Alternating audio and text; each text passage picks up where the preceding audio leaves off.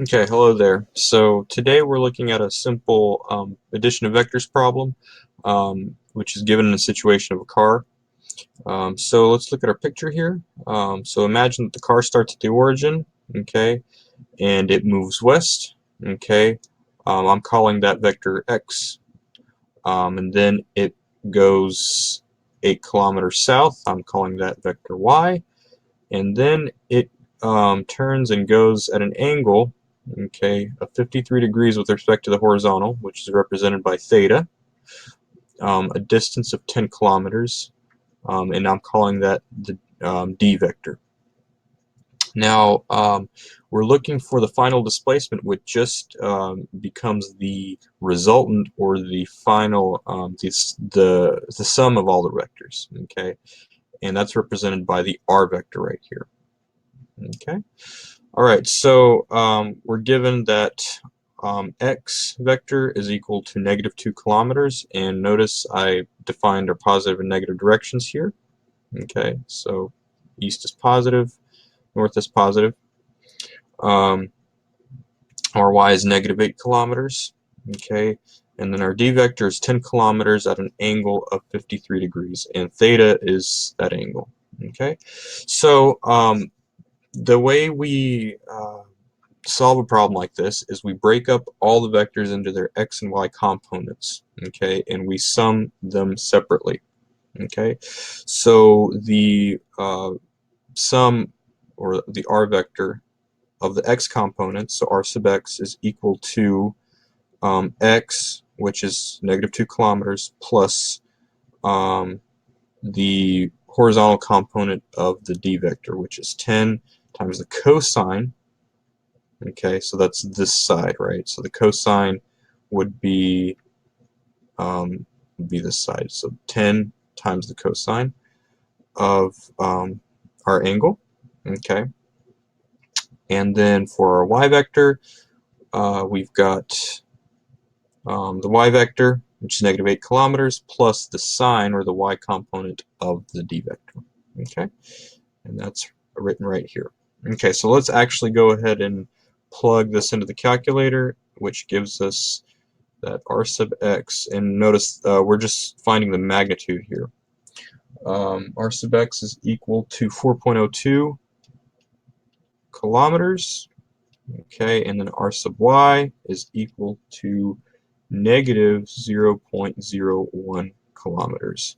That essentially actually tells us that the resultant vector is almost a straight line, um, but I exaggerated here to show you that it's not actually a straight line and that there is an angle between it and the horizontal. Okay, so again, the resultant vector forms the right triangle with the horizontal, okay, with an angle alpha.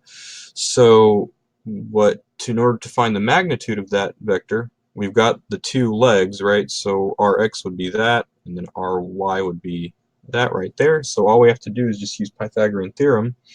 Okay, so R is equal to the square root of 4.02 kilometers quantity squared plus -0.01 kilometers quantity squared. Okay, and so the magnitude of R is equal to, it turns out to be about 4.02 kilometers. So if you round to 3 significant figures, you don't actually get much of a difference.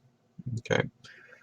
Um, Now, we've got the magnitude, but we still need the direction.